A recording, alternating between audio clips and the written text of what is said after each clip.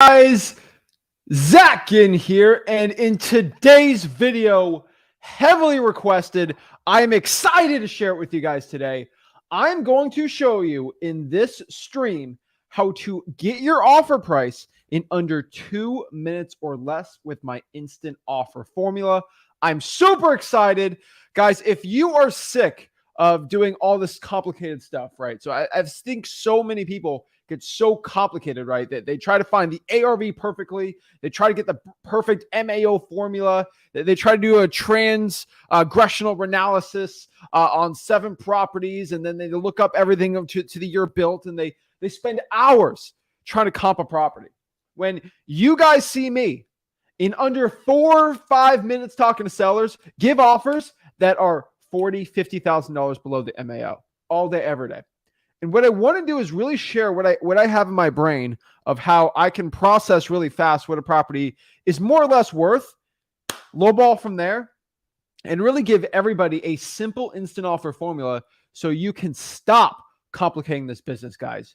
These broke gurus complicate this business on purpose, try to confuse you, and then try to sell you the solution on a course. When in the sales process, the wholesaling real estate process, the comping, the offer, the cash buyers, it's a simple process, guys and gals. You're trying to buy somebody's property cash and then sell the contract for a profit. That's how we wholesale real estate. That is what wholesaling is. And this is why in today's video, I'm going to break down exactly my step-by-step process so you can dominate your offers in wholesaling real estate. And most importantly, so you can get more money, become less complicated, and just, hey, make your life a lot easier, guys. That is the point in this business, and that's the point today. I want to share with you exactly how to do this the right way. So I'm super excited. I'm jacked up. I'm going to change some lives today and hopefully get people to stop complicating this business and start giving them to start lowballing, give great offers, and make a ton of money in this business. But before we get into it, do me a favor, smash that like button, hit that subscribe button. Comment below your questions, guys. I'm super pumped up. I'm super excited. I'm jacked up, guys, because I know lives will be changed today. I know for a fact because so many beginners, they listen to these gurus that really complicate everything. They make it seem so difficult because you got to buy my course, my mentorship to get it, guys. No, this is the mentorship. You're in it right now. Okay. We're going to learn it all today, right now, absolutely for free. So let's get it going. Guys, if you're ready to go, if you're excited, if you want to get your butt out of bed and get it going, y'all already know what time it is. Y'all already know what's got to happen. So without further ado, get out of bed. Let's go. It's wholesaling time, baby. Woo!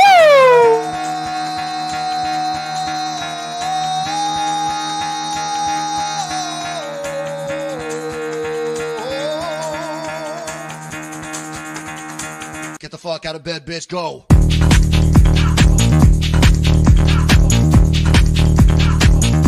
Get up and get the guy go.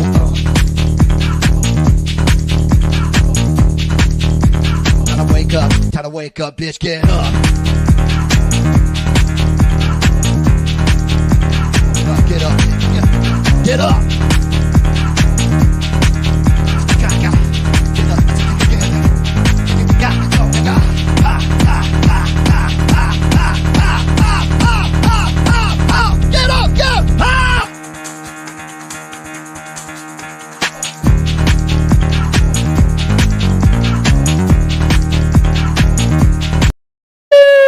Let's go. I'm excited, guys. I'm ready to go. I'm ready to share with you exactly my offer formula instantly. So it makes it really easy for you.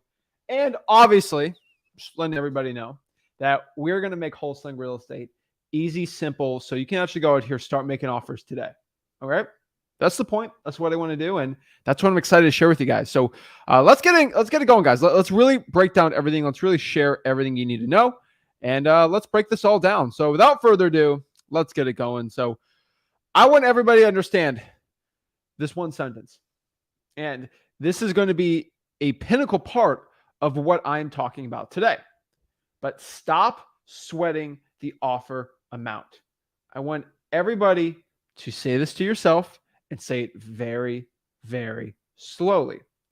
Stop sweating the offer amount. So many of you guys and gals out here are sweating how much you're offering your motivated sellers.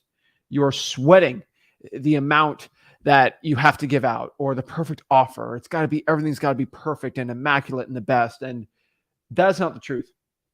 You should not be sweating how much you're offering the motivated seller. Like the guys, I don't sweat when I make an offer because I know if the seller takes that offer, I'm gonna make a ton of money. Okay.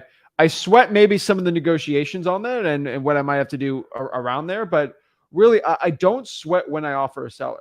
And you should not be sweating the offer amount either, because once you sweat the offer amount, that's when you get destroyed in this business. That is when things do not go very well for you. And what you should sweat about, though, is the motivation. So stop sweating the offer amount and start sweating over the motivation of the seller. I get worried when I talk to a lead and I don't really see much motivation. That's what gets me sweaty. That's what gets me nervous. Because I'm like, oh, shoot. Are they motivated? Are they not motivated? Oh, no. They need to be motivated. That is what you should be sweating over, guys. Because if a seller, it doesn't matter. Like, I just want everybody to understand. The only way we can get really good deals is when the seller has motivation. Motivation on the property, which is ugly, or motivation with the seller in their situation of wanting to get rid of the property for cash. Those are the two ways to get really good deals. So either they sweat the offer amount, which you should not do, or you should start sweating the motivation of the seller, right? Nobody ever talks about this. Every single person on YouTube talks about how you have to go out here and be this crazy closer type person. And a lot of you guys and gals out here are selling peanut butter to people that are deathly allergic to peanut butter. It's like, it makes no sense. I want to sell peanut butter to people that love Reese's peanut butter cups. They probably like peanut butter, right?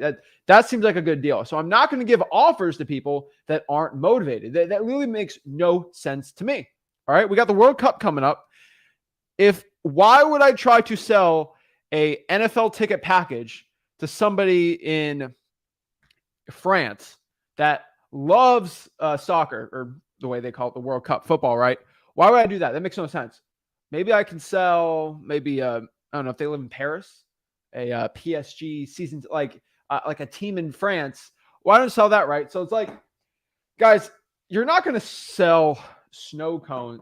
So it's like a snow cone, right? So if I'm in Colorado in the mountains, selling ice cream to someone like that that's really cold, it's probably not going to do as well as if I try to sell hot chocolate, right?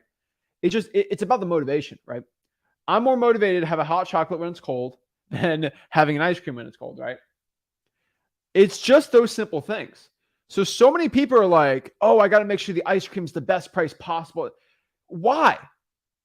Why don't you just overcharge for hot chocolate? People are going to buy it. They're cold. Same thing. If I charge $2 for a cold water in Florida in the summer, the motivation's high. Okay. They're willing to take the low ball, which is a high price on the water bottle, because there's a ton of motivation. Now, if there is, a 7-Eleven across the street, it's probably not going to do too well, right? The motivation's down for wanting a water right there. There's a water fountain right there. It's more about the motivation than the offer price. And I think so many people get this really confused in wholesaling real estate. And I want everybody to understand this too. You are not going to be perfect. I'm not perfect. Nobody is perfect. We are human beings. Okay. We are not perfect. When you give offers out, you will mess up.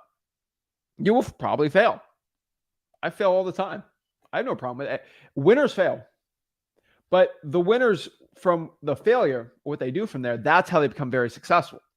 So I want everybody understanding this, watching this today, that focus on the motivation. But before I give them the offer, because everyone's going to use this for like non-motivated sellers, guys, this has to be for motivated sellers, people that want to sell the property, people that want to get rid of the property for cash. This is what we need to focus on. So that being said, we understand this. What is my offer formula? What is my process? What is this? My process simply is to simplify your process, increase profits. So let's get into the offer formula. So I just want everybody to understand this. The process I'm about to give to you is super simple, because once you simplify things, you actually make more money. Once I started simplifying my wholesaling real estate process, my acquisitions, my marketing, my dispo processes, once I simplified it and made it more about the people than the actual process itself, once you care more about the seller and their situation than the offer, your profits are going to increase, because this is a people's business. So many people think it's not a people's business. It's a people business. Okay. We are writing contracts with people, not robots. We're not buying stocks. Stocks are basically bought from a robot trading, thing, algorithm. Like we're going on an exchange and buying it, and the numbers aren't emotional, right? People are emotional when writing the contracts. And I want everybody to understand that once you simplify your process, you'll increase your profit. So let me ask you a question. This is the number one question you have to ask yourself when you give an offer price. Do you know your seller's bottom line price when you go meet with the seller? You never spoke about price at all. Do you know the seller's bottom line price, the least they would take on the deal? I want everybody in the comments to ask. Say, I know, or say you don't know. Do you or do you not? When you meet with the seller, can you read their mind and see what the lowest they're going to be on the house? I would love to know, because if somebody can, I would love to have a great insight of how to read minds, because I definitely like to use that. But I want everybody to understand.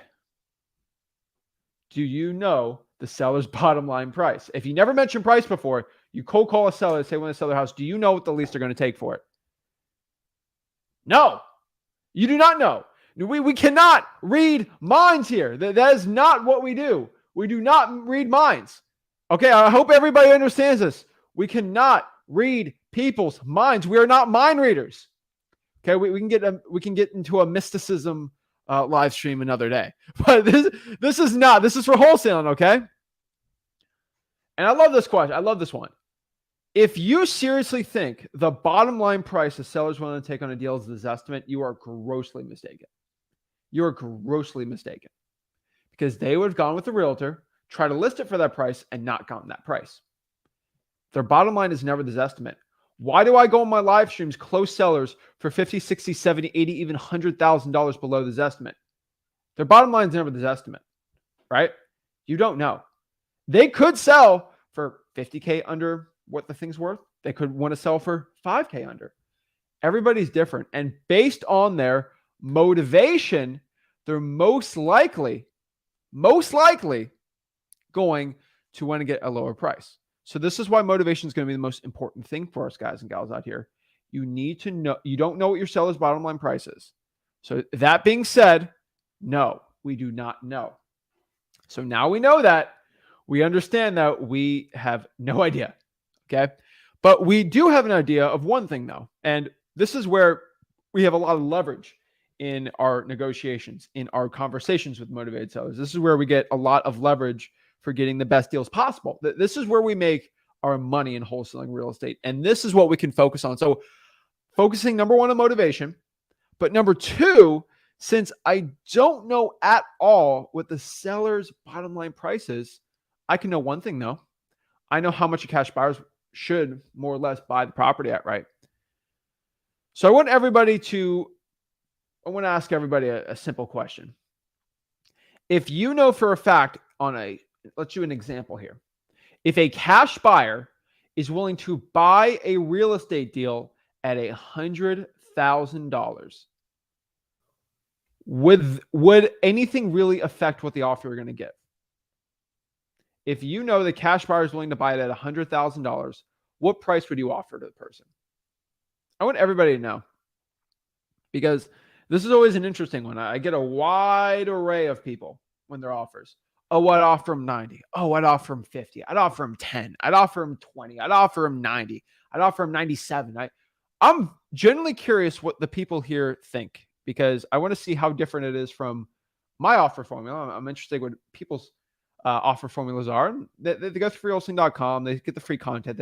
They know how all this stuff works. But I'm genuinely curious what people think of that and why people are writing down in the comments. I'm not looking at the comments yet. I'm excited to see it. I want everybody to understand this, because this is a mindset shift when it comes to giving offers for everybody. If you know your cash buyer is going to buy this deal at $100,000, doesn't matter how much they own the property. Does that change anything? Truthfully. So if the seller owes $60,000 on the property, is that going to change my offer price? If the seller owes $100,000 on it, is that going to affect my offer price? No. I hope you know whatever situation the seller has, their motivation, tenants, whatever happens to the house, the fact that a cash buyer will buy it at $100,000, it doesn't matter. I do not care that your Aunt Shirley has sentimental value on the property. It's worth $100,000. Like I used an example yesterday, if somebody's looking to sell a handbag for $5, I don't care that you had that handbag for 10 years. I care about what the thing's worth. That being said, we know that since the thing's worth $100,000, what offer would you give? Let's see what the comments. I'm very curious. We're getting 90 on it. Okay. 85, 60, 110, 80, 85, 70, sell for 80. See, that's decent, right? Because you'll make 10K profit. So no, you'll sell for 100. If a cash buyer's going to buy it for 100, they'll buy it for 100. So if you're locking for 70, you'll make 30, right? 55, 85, because that's 15K profit. 70, 50, 90, 50, 85, 40, 70, 70, 50, 80, 90, right? Like we're getting all these. Here's the thing. That seller in this example, their bottom line price was 60. Okay. We're using this for an example. That means Higher Ground's REI lost out on $20,000 on profit there. Young to Real lost out on what, 30 grand in additional profit, right? Milton lost 10 grand. OPM probably would do fine. Omar would have lost money. Janine would have made the same amount. Akil would have lost money. I'm looking at 10 grand you'd lose, 25 grand, right? Here's the thing, 80. The person that probably done the right is Young Diesel here, because Young Diesel would be 50. They would say 80. They'd meet in the middle and probably get 65, 60. I want you guys to know, because you did not know, this is why I asked you, do you know the seller's bottom line price? You don't. So you guys have tried to offer guessing what their bottom line price was. I literally asked you this question. What's the seller's bottom? You don't know, but now you tried guessing with the cash buyer. Here's the thing we don't know. But we can generally go and just lowball from there and see what it's going to be. Now, I'm not telling you to offer 40, 50s, pushing it right. But I want everybody to understand, what if the cash buyer is willing to buy it for 110,000, 190, right? Like, does that shift it a little? Yeah, it does shift it. But I want everybody to understand that the offer you give, it doesn't matter. We don't know what the seller's price is going to be, so we just got to give it, right? But that being said, if we knew the seller's going to take 60 for it, a lot of you guys out here offering 70, probably be at 85. You just lost out on 20, 30 grand. And based on the motivation, that's how we get it from there. And I want everybody to understand that. You have to lowball in this business. So let's break down the formula. That being said, we're playing some mind games on you. I'm going to give everybody a general instant offer formula. Okay. Now, most sellers won't take 60. I'm just being honest with you. Like that was an example just to show that we don't know anything. But let me help you out here. Okay. My instant offer formula, step 1, you're going to comp and find ARV 2 minutes tops. I only get it is a Blitz estimate. All right. You can comp and find ARV probably on Zillow, Realtor.com, whatever service you want to do in a disclosure state. 2 minutes. 2 minutes. All right. 2 minutes. That's all you stinking have. You got prop stream, batch. That makes it easier, I guess, but you don't really need that stuff, right? Starting out as a beginner. ARV and comping, 2 minutes. That's all I'm giving you. I'm giving you 2 minutes. 2 stinking minutes. Because how do you find an offer price in 2 minutes? Oh no, what are we going to do? This is how it works. You only hit 2 minutes to guess it. And this is because so many people spend 30, 40, 50 minutes and they do 10 properties and it's the entire day. With here, we're going to create a Blitz estimate MAO. All right. I love football. You see how the Blitz works. You just got to go after it, right? Here's the thing. Once I find what my ARV is and my repair costs more or less, then we can go from there and sort of figure it all out, right? I think so many people really overcomplicate this business and they really think that wholesaling real estate is this crazy difficult, insane process. But really, when it comes to finding ARV, repair costs, things like that, it's actually not that complicated, right? So what I want to do here is kind of share with you how to find repair costs too in this to make it easier. But we find the ARV. So how am I going to find the ARV? Honestly, if I look at a property and I see 3 comparables past 4 months, I'm just going to use that, get a quick estimation of the square foot, multiply it, and then just get like a general range. Your general range should be good enough. Like guys, we're lowballing on this. So like, we're not going to focus too much on it. All right. Like we're not really going crazy on it. And what we're going to do is just do the offer formula I have at freewholesaling.com. So we're going to find ARV minus repairs and multiply it by a percentage point. So how do I find repair costs, guys? Because we only have 2 minutes, we're just going to do the freewholesaling.com repair cost worksheet. So this is the freewholesaling.com repair cost worksheet.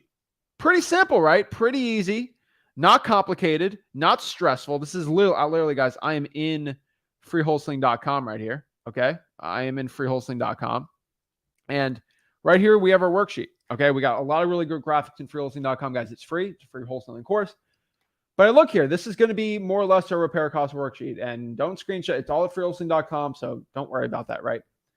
But that is pretty much it. So like, I mean, take a screenshot if you really need to. If you're being a rebel, you don't like freewholesaling.com. But first of all, what's wrong with you if you don't? But that's basically the repair cost worksheet. It's not that complicated.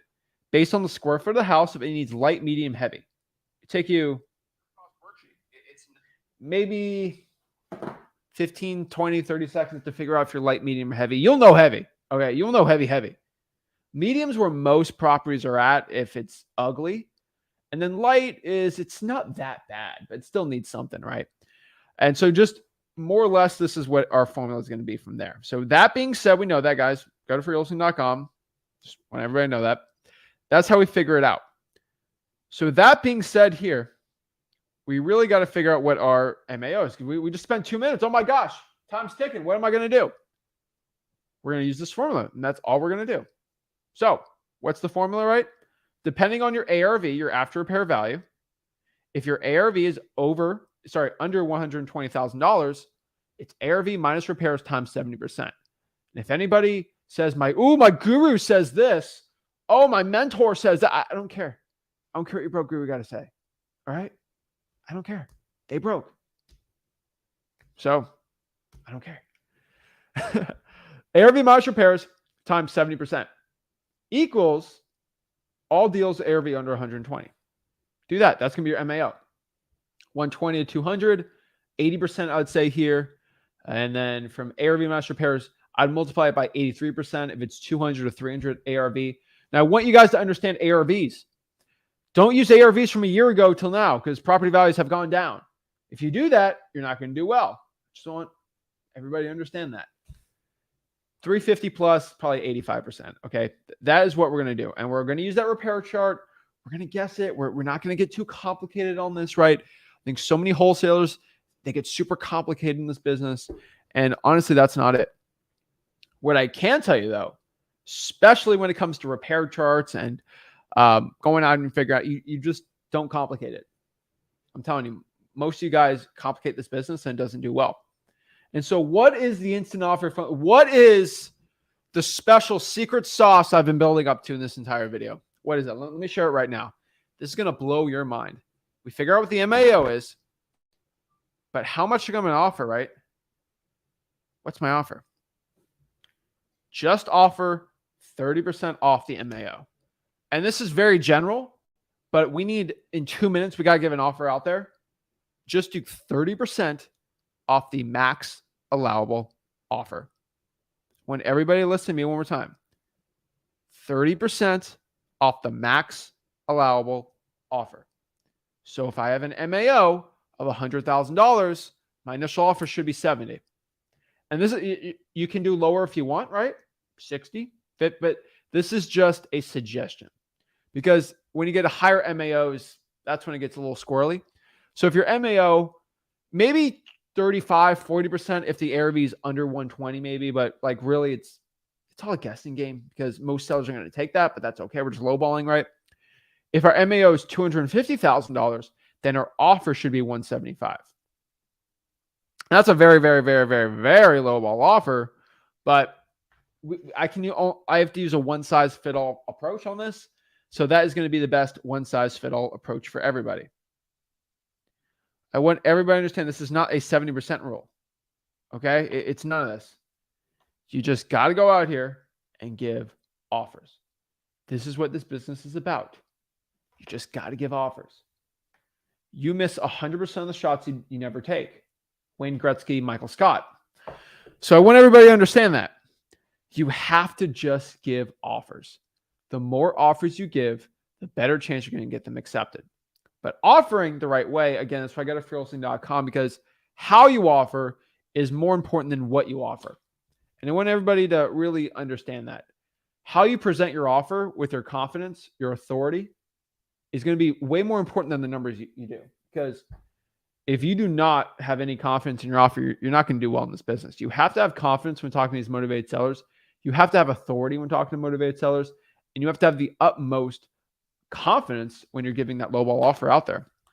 And you got to do it the right way, right? So we'll break that all down too today. But I want people to understand that y'all are just complicating the offer process. You guys are making it super difficult for you. You're making it super difficult for your motivated sellers. Confidence and authority. Angelica's got it right. Confidence and authority. That's it. Don't complicate it.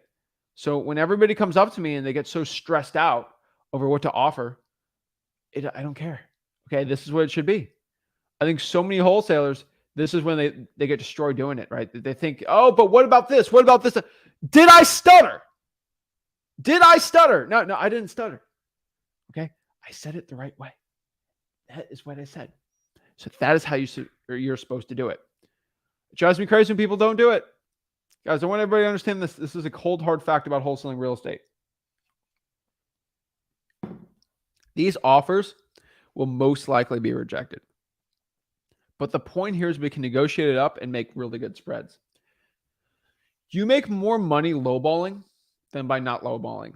And not because the lowballs are always accepted, but because when you negotiate, you end up getting a better price. So let me explain. If we have two ends of a spectrum on price of a negotiation, right? So let's say the thing is worth $1,000. If I initially offer 100, it's super low ball, but most people offer 300, and this one guy's at 2,000. If I meet in the middle, so if I'm at this price and the other person's at this price, and we meet in the middle, wait. If we're at this and we meet in the middle, we get like here. But if I'm over here and they're there and we meet at the middle like right here, which means the price is actually, by lowballing, I actually get a lower price. So let's do an example like this. So if I lowball here and we meet in the middle, we're at like this. But if I lowball from here and we meet in the middle, we're at like that, which means we just made that much more spread because they lowballed more. A lot of sellers sometimes make decisions based on a logic, and meet in the middle is the most logical thing anybody can do. That is how you become very successful. I think so many people really get confused on this, and I just want to understand this. Your offer is most likely going to get rejected, but how you offer is going to determine your success when it comes to offering these lowball deals and these lowball offers so you get the best deal possible. What's the worst case scenario? What if I can't find comps? Oh my gosh, I'm screwed. This is the worst thing in the world. I get that all the time. Let's go after our doomsday scenario. Worst thing in the world. All right. You're just going to ask the cash buyer how much they're willing to buy the house for. And that's a worst case scenario. So y'all should have your buyers ready. But hey, Ms. Jello, how much are you willing to buy the property for? Then lowball from there. That's really it. That's really it. So the next question, which I didn't really even have to go over today, but I do want to just kind of recap it for everybody here is, okay, Zach, you're talking a big game, how to find the offer price, but how do I give it, right? Because you keep talking about it and people get worked up over it. So I will explain again, which y'all should just go to wholesaling.com. That's where I teach it all. But I'll just show you the basic 4 methods of giving the right lowball, right? There's the price first method, which basically just asks the seller how much they're willing to sell it for, and then we counter with the lowball, right? Dollar bill method. So if somebody says, oh, Zach, I have no idea how much you want to sell the property for, I kind of counter it with like, I mean, would you take $1 for the property? No. $2? No. 3? No. 4? No. Why are you offering me $4 for the house? Well, you said you never had a price, so I'm guessing I buy this thing for $4 right now. No, I'm at this price. Boom, go from there, right? And then counter from there. Good cop, bad cop's my favorite one. So it's basically, hey, Mr. Seller, I was talking to my partner Rick, and he was really more or less at like 60,000 on this house. Get the reaction, negotiate from there. Works really well. Rick really loves the volley method. So basically, the volley method is the method for actually going out here, talking to a motivated seller, and be like, how much are you looking to sell the house for? I have no idea. Well, if you didn't know, what would it be? And you kind of volley it like a volleyball back and forth about 4 or 5 times. You kind of ask it in a different way, sort of like an interrogation, if that made sense.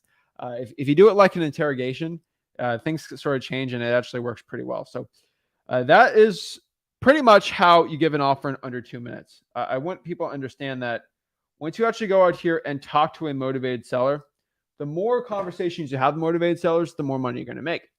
The more offers you make, the more money you're going to make. The more you market, the more you're going to make. The more cash buyers you get, the more you're going to make. Volume in this business is great, but quality and quantity it's sort of an everlasting mix of things. So what I want to do is answer some questions we got on what I just said. And I want to do some one-on-one calls, talk to the people in wholesaling real estate, and really get their opinions on what's going on and seeing what's up. So without further ado, let's break it down, guys. Make sure you go to freewholesaling.com. That is my free real estate wholesaling course where I teach wholesaling stinking real estate absolutely for free. And I just share with everybody how they can get rich with the power of wholesaling. So without further ado, freewholesaling.com in the bottom.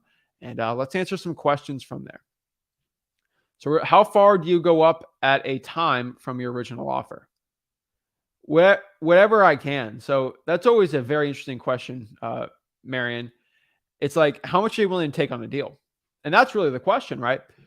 If I'm going to take a $5,000 assignment fee versus a no assignment fee or no deal, I'd take the $5,000. Now I'd rather get 50 grand, but if you can't get 50 grand, whatever, right? I've done $1,000 deals, right? So I'll take anything I really can. So how high do you go up? As long as there's profit in it, I'm good to go. I don't like making $1,000 on a deal. Sometimes if I know that I could probably follow up with them a little more and get a better price, I will. But no, if the motivation's good, I try to make as much as I can on it. But I don't get greedy, guys. Once you get greedy in this business, that's when you get slaughtered, right? You do not want to lose out in this business. Let's see. Teresa said, I did this with the cash buyer. He wanted the address and ghosted me after. Cash buyer gets upset if you don't give them the address. He wanted the address and he goes to cash buyer gets upset if you don't give them the address, but it's a gamble if they steal it. Teresa, you literally, that is a terrible mindset. If you probably didn't qualify the seller, or you didn't call them, because that's usually what happens. So Teresa, honestly, hop on the stream. We can talk, but if you don't have a qualified seller, of course they're going to ghost you. If you have a qualified seller, you call them, follow up, you don't have that problem. That is not a good mindset to have. Joe says, what if you can't sell the deal? If you can't sell the deal, it comes down to 2 main reasons. Reason number 1, you got it under contract for too high. And number 2, you haven't talked to enough cash buyers. So don't ever say that. I'm changing everybody's mindset. It is not that I can't sell the deal. It's I haven't talked to enough sellers or I had it under contract for too high. Tell you, if you're in the middle of in the rural nowhere and you get a property under contract for $500 and it can rent out for $1,000, I will buy it personally. Okay. So there's always a price. If it can rent out for it, there's demand, it's good to go. I think so many wholesalers get really Brandon says, how do you see a recession affecting cash buyers? Cash buyers have always bought in properties versus every single recession. Even during the Great Depression, there's cash buyers on real estate. So as long as the world is not ending, which I think we have bigger problems if that's the case, if we have a fallout situation, even you could still buy property in Fallout 4. So, I mean, there's still cash buyers, right?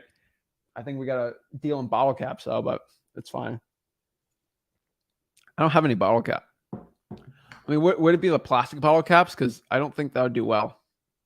Whatever. Crystal. Yeah. So the question here is, knowing your buyer's box a must? Yes. Knowing your buyer's box is a must in wholesaling real estate. I think so many wholesalers right now, they seriously feel like oh my gosh, I can just give it to any cash buyer and they'll buy it all day. No, this is about relationships. You have to build your relationships with these cash buyers. If you do not build your relationships with these cash buyers, you will not do well. I want everybody to understand this in wholesaling real estate. It is a people's business. In every part of the process in wholesaling real estate, it's a people's business. When it comes down to marketing, cold calling, estimate, these are people. If I have VAs working for me, they're not robots. They are human beings with families and lives outside of work and all, right? These are human beings. I look at acquisitions, talking to sellers, closing deals, people, cash buyers, people. I'm dealing with people there. You got to build relationships. Title companies, the people's business too. Every single aspect of this business is about people. It is not cold, hard sales type thing. No, this is a people's business. And once you start changing your mindset on that, a lot of things start shifting in your business. And that's it. You're not supposed to be this crazy good seller. You just got to connect with people, That's the goal.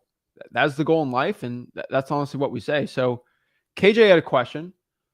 When you first started, what did your daily schedule look like for wholesaling? So I'll tell you personally what I did, and I'll tell you what you should do. So I was 17. I was working full-time as a bag boy. I was working pretty much full-time as a bag boy. I was captain of my wrestling team. So my schedule basically was, I don't know, was it get up at 8? I don't know. I think I was 17. I was playing video games all day. Battlefield 1 came out, so I was obsessed with that. But really, what is it? So my daily schedule, get up at 8. I go to class, and then I would probably weekends I worked a lot, but sometimes I'd usually close at the grocery store, and then time in between classes and stuff, I'd probably put bandit signs out, answer phone calls after school or in between things. I answer bandit signs actually when I was doing the carts in grocery store. I'd actually slip out, go to the parking lot, answer my bandit sign calls, and then get back and start bagging groceries. So any schedule I got, it was mostly bandit signs when I did it. But honestly, it wasn't that complicated. I had a lot more free time to do homework, schoolwork, stuff like that, because I was taking college classes since I was 15. So when I was 15. Basically, I was taking college classes at 15. So college classes are actually a lot less stressful than high school. College is actually easier than high school if you really want to look at it because of the time and everything like that. I was pretty much at a class for what's college? 3 hours a day, 2 classes a day, right? Alternative schedule, maybe 3, but like you do bandit signs in between that, talk to sellers, do homework, stuff like that. And then I had wrestling from I think 3 to 5, shower 6, probably close from 7 to 11, sometimes midnight at the grocery store. And then in between there, I do my bandit signs. Not that fun, but like that was my schedule and I made it work until I was able to quit my bag boy job after doing 2 deals and boom, made probably my manager's salary in a month. No, 2 months. And then quit my job and went from there. That was my schedule starting out. For most beginners out here, I'd probably change what I did bandit signs and just do drawing for dollars, reverse drawing for dollars instead. That's honestly what I'd probably do instead. But hey, that's my opinion on it. I honestly think if I did reverse drawing for dollars, I'd probably make more money than I did with bandit signs. Bandit signs are very lucrative and they worked really well for what I did, but I feel like I would know the area better because I didn't know the areas really well when I started out in wholesaling. So, but I'm not going to change anything in my past and I love it. So that worked really well for me. So I'm not changing anything in my past when it comes to wholesaling. So yeah. Let's see here. Yeah, so the question is, if I can't find a cash buyer, what is your out? I mean, you're out, you should get an extension and talk to more sellers, get a price reduction. If not, if you really just want to get out of the deal, personally, I'd probably, within my inspection period, just write a notice to the seller and get out of the deal. That's what you can do. Go to freelisting.com. It really breaks it down from there, how that whole entire process works. But yeah.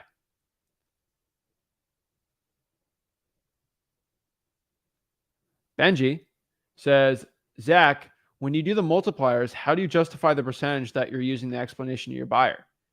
That's 15% pretty much. ... So here's the thing, Benji. Number one, you did not listen to me, what I said. If you use 85% on an ARV of 225, then you did not listen to what I said. You would be using 83%. Okay. I want everyone to understand your ARV is now over 350. So that's number one. All right, Benji. Number two, your little ... makes no sense. It's 15. Oh my gosh. See, you're overcomplicating this business. This is the first thing I said in the stinking video. Stop complicating things. That is my pet peeve. You are complicating things, Benji. You do not have to justify anything to the cash buyer. You do not see, but Benji, see, you said ARV is 300, but then you said 225. Bro, you got to communicate. So number one, you do not justify to a cash buyer. This is the thing that you're in the begging phase, but it's because you are not going to convince a cash buyer how much to buy a house for. You do not do that. Same thing as you don't convince a seller to sell to you. You need to go with this contract. You need to sign with me right now. You need to do it. I'm convincing you to do it. No, that's terrible. That's not how business works. You do not convince people to do things. You do not coax people to sign a contract. I do not coax a cash buyer and justify why they have to overpay on the property. Mr. Seller, can you do this price? Okay, this is the price I'm at. Cash buyer, hey, I'm selling this deal for $230,000. You do not justify. You just say this is the price. Do you think Walmart has to justify how much they sell a basketball for? It's the price.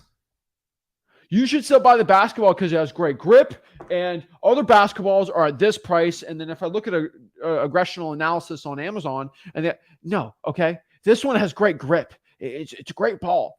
You don't this is the basketball. It's a Wilson. It's whatever thing, PSI, $5. You don't justify. Once I see words like that, you're having a mindset issue. You got to switch your mindset. You do not justify. That's not how you do business. I seriously think you should unsubscribe from the gurus you're listening to. All right?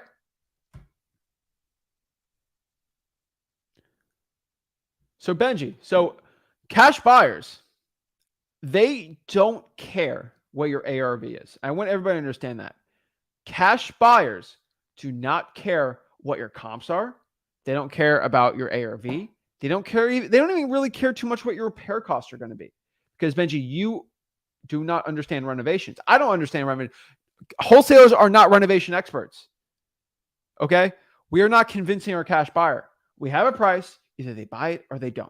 And if they don't buy it, we probably have it locked up for too much. Now, I want you to understand, Benji, if you lock up deals at the MAO, you will make no money. You have to get it for under the MAO. That is how the deal works. And I want you to understand that you're trying to justify these offers in the form. You got to do them. Okay. It's a formula. You just got to follow the formula. And I just want everybody to understand that, guys, after doing thousands of wholesaling deals, this is what I've kind of come down to. All that knowledge into condensed into this thing. This is what I found. If you're starting out in wholesaling real estate and you're trying to justify what percentage you're going to be at for this or that, you do it. But if you try to get a ARV of 300,000 and try to do 60% of that as your MAO, and then you got to get another 60%, you would be thinking you have to get a deal under contract for $100,000 and sell it for $250,000 for even if it makes sense. I want you to understand that percentages on high ARVs are not crazy. So let me give you one example, Benji, and I'm not picking on you, but I'm just trying to let you understand this. If you're 2% off on an ARV of 300,000, that's a $6,000 profit. All right. So there's no, you're going to make $10, $15, $20, $30,000 on this. So it's you don't have to justify yourself. And once you start justifying yourself, you sound desperate and the cash buyer doesn't want to buy the deal. This is our price. I have other buyers looking to buy it. Does this work for you or not? That is how you sell your deals. You don't go to McDonald's. They don't justify why you have to buy a Big Mac for this price. It's a Big Mac. This is the price. And the person looking to buy the Big Mac has to think in themselves, is this worth it to me or is it worth it for not? You cannot tell somebody when you're selling a Big Mac, you are hungry. You want a burger. Burgers are with this. You're not. The person has to think in themselves, hey, what's my repair cost going to be? What are my comps? Benji, they trust their comps over your comps. They trust their repairs over your repairs. The MAOs and all this stuff, that's for you. It's not for the buyer. It's not for the seller either. So I want you guys to understand that. I don't want to, go after anybody or tell them, but like, if you're wrong, you're wrong. I want everybody to understand that.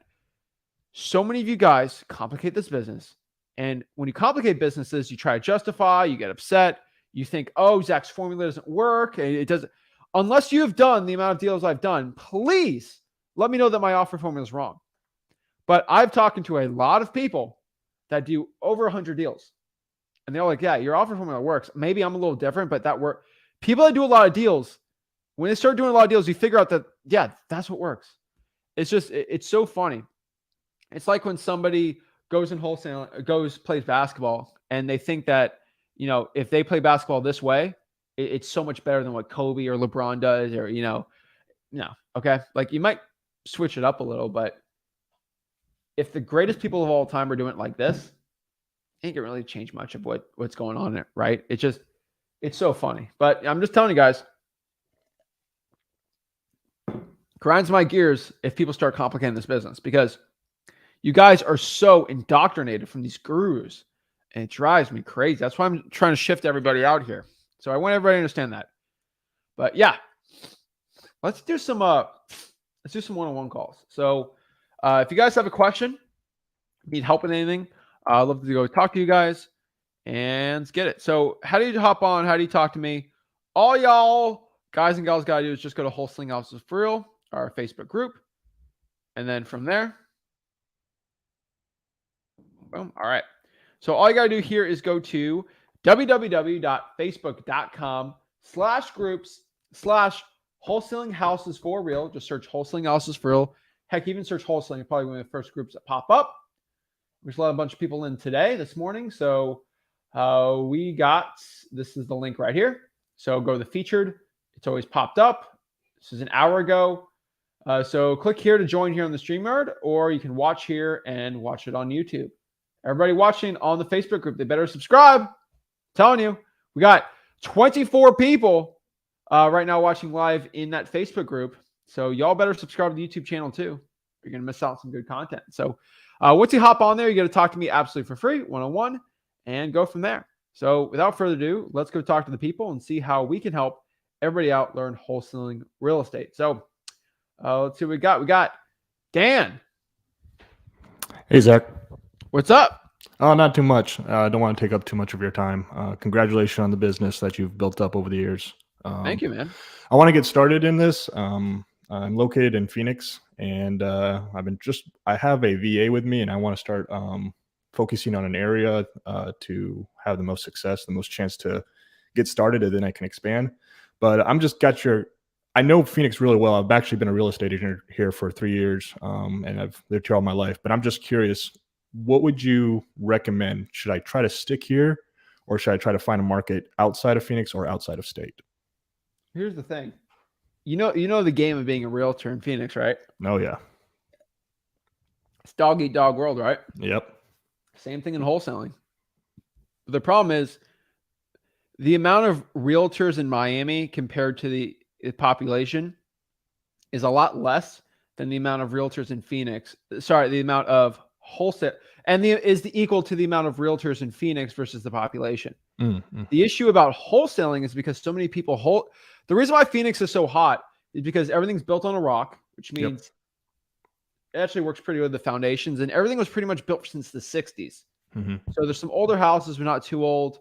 So the real estate actually works really good for used homes, right? The secondary market's hot, and the new market's really good. So there's always an influx and there's a huge mix of stuff like that. So the issue is there's more wholesalers per capita in Phoenix than there is in Miami or anywhere else. Mm-hmm. And that's just because the industry is so big and a lot of, the education space is there. So unfortunately, that is your big problem. Mm-hmm.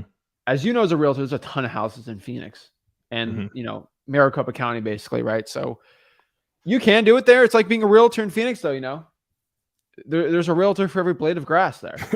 Yeah. And not many blades of grass, but for every cactus spike, there's a realtor, right? So that's the problem you have, obviously. The coolest part about wholesaling versus realtors, you can do things virtually. Yep. So I tell everybody, there's people that make millions of dollars in Phoenix wholesaling, and there's people that make no money, right? So I would probably just say you should do a 50-50 approach. That would be my honest opinion. Okay. Spend 50% of your time wholesaling in Phoenix, 50% in a secondary market, virtual market, and see which one after 2 or 3 months gives you better results. Okay. Okay. Awesome. Thanks, Zach. You might crush in Phoenix. There's people that do it, right? So it's like, I'm not stopping anybody, right? So cream always rises to the top. Gotcha. Awesome.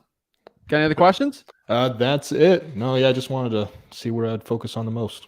Don't want to spin my tires too much in everywhere, you know. All right, cool. Have you how many listings have you ever done? I usually am a buyer agent. So I've done over the last 3 years, probably around 15, 22, somewhere around 15 to 22, somewhere around there. So, I mean, you got listed experience. about 3 or 4. Yeah. So you got some experience. I think wholesaling should be, it won't be like, it's kind of going from learning Spanish to Italian, you know. It's like, it's not that it's difficult, but it's not the most complicated thing in the world versus Spanish to like Chinese. So I think you should grasp it pretty simple. I've got a really good idea of deals and motivations going on. I've even actually kind of tested the idea of looking on the MLS and checking out with motivated sellers on the realtors things that's been on the market for a while. I've got some hits, but it's not that bad, but I don't want to strictly focus on that one thing, you know. The problem with that, man, is everybody in Phoenix is doing the MLS also. Yeah, exactly. So you're dealing, so every realtor now knows that everyone's trying to wholesale on the MLS. Yeah, every listing gets 10 calls from investors. No, not investors, wholesalers. Wholesalers, yeah. Right? Exactly. And then you got the investors. Yeah. And so that's the problem with wholesaling on the MLS. It's become super. It used to be a cute little niche thing. Mm-hmm. In my market, you can sort of do it, but you can't at the same time. I found even in Florida, you got to give 100 to 150 lowball contracts out there to even get a bite. Because there's people that do it nationally. They have a software that'll send out 1,000 contracts a day. So in all over Florida. So it's going to be a thing where it's going to get more saturated. There was a time where it worked really well, but just be careful with that. Okay. Sounds like a plan. That's it. Appreciate it. In your virtual market, I probably would look into it, but you might have to get the MLS there. So yeah, whatever you want. Okay. Appreciate it. Thanks. All right. Keep it up. Boom. Awesome. Love to see that. Next here we got Anthony. How's it going, Zach? I'm blessed, man. How are you? I'm good. I'm working on getting my first deal. I actually bought a course before I ran into you, and I feel like I wish I ran into you first. But long story short, I'm in New York, and I had a deal on the contract. Details about the deal. The homeowner recently got into a divorce, and the property's ARV was about $90K. They owed $50K on the property still. So me not knowing it's my first deal ever, I try to look out for the seller and try and get them to sign the contract for $50K, and then end up at least making $5K, sell it to a buyer for $55. Fortunately, I couldn't find a buyer. I'm still looking, but one buyer actually gave me the benefit of the doubt of explaining like, hey, this isn't really much of a deal for us. We're looking for more of a discount. And yeah, that's my experience so far. Okay. So this deal, it's under contract for how much again? $50K. 50. And what are the cash buyer? How many cash buyers have you brought that to? 4. And what have they all said? Each one? They all denied it. One of them gave me the benefit of doubt to explain that it wasn't really much of a deal and what they're actually looking for in that area. Price or area? Price and area, I would say. What price were they at? They were at $40K. Okay. And I had it on the contract for $50. So you already know what you got to do. Exactly. That's pretty much it, man. He would have bought it for 40. So is this upstate New York or a virtual market? Upstate New York. Are you in upstate New York? Yes, sir. I'm actually in the same area as the market I'm marketing to. Where are we? Syracuse, Rochester, Utica. So that's about Utica. 45 minutes from Syracuse. That's not bad. That's a good market. Yeah. Yeah. You're in a really good market, dude. You Yeah. just got to get lower offers. I think you're good. There's so many of those old type of houses out there. Absolutely. Stuff. Absolutely. Yeah, All you're in a right. good market. Well, I'm gonna keep trucking and I'll keep you updated. Yeah. Quick question though. Quick question. I'm sorry. No, ask any question you got. When it comes to finding attorneys, do you have any in mind or know of any in New York? Because I am working with one that I was telling you that I got the first deal on the contract, but it took about 2 months for me to even get that deal on the contract. Just waiting for the seller attorney to get back to the buyer attorney, then for me to sign, and for also the seller of the house to sign. Go Just to a Facebook long groups time. and look. But honestly, was it your attorney that was the issue or the seller's attorney?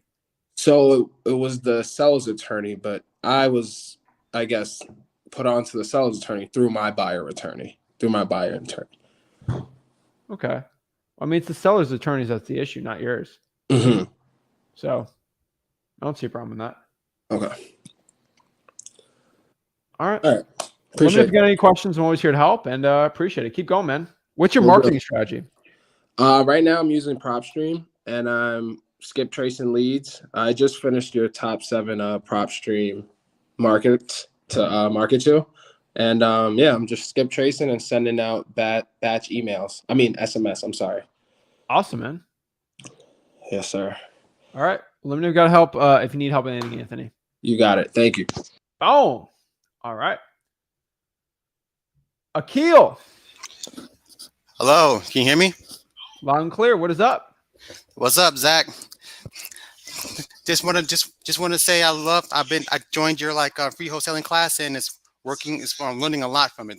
So it's Awesome. greatly send you a big shout out to you and you and Rick. Thank you, man. Shout out to you for the support. Yeah, I just had like just one quick question for you. I downloaded your free contract. Now, when it comes to signing the contract, does the free clear title applies to all situations or just only one property, like situation like properties like probate like that? All properties in clean title. Okay. Just want to make sure that if I What do you mean by up, that? Because maybe I'm confused too. Oh no, I was wanting to make clear that if there was like a tax lien on the property, does that not constitute free and clear title? That's totally separate. The title company has to clear it, but at closing it should be all cleared out with the payments and stuff. What state are you in? Georgia. Georgia, yeah. You still got to use an attorney there, but they all convey the clean title. All right. Thank you so much, Zach. Appreciate it. Let me know if you need help. What market are you in? I am in the Atlanta market. Atlanta? Okay. Metro Atlanta or like Forsyth Atlanta? Or what are we talking here? Metro. Okay. Atlanta. Yeah. All right. There's some good neighborhoods there. You got to figure out where the cash buyers want it from there, but that's still a good, decent market. And then some areas 30 minutes around you, good to go. Excellent. Thank you so much again. All right. Keep it up. Thank you. Boom. Awesome. Capital wants to know how to get on camera to ask a question. Go to Wholesaling Houses for Real, the Facebook group. Join it. Go to the featured tab on the top. And then look at the replay on the video too. It'll be on there. Facebook users, how to get on ask questions. Go to the featured tab. It's pinned on the top. Okay. Feature tab. And then boom, StreamYard link. Nate says, Zach, what's the best way to find and vet boots on the ground? Craigslist and Facebook's probably going to be the best way to find a boots on the ground for you. Ultimately, it's up to you which one you want to do. But I've always found when you're cold calling for these type of people, so I can just go call people off Craigslist, call people off Facebook and see if they're going to be a good group, boots on the ground. I just ask them the same questions if they are just willing to do the task, if they're willing to take my advice on what to do. and do it, they'll do well, right? So you still have to call these people up. I find people try to like text a boots on the ground type guy or gal out here, and that's never a good look. Okay, that's never the best one. So I would probably just post a job, and that's always going to be the best results. The job site too works really well too. I don't think the job sites are too bad on there too. So whatever one you really want, that's honestly what I found. Let's see here.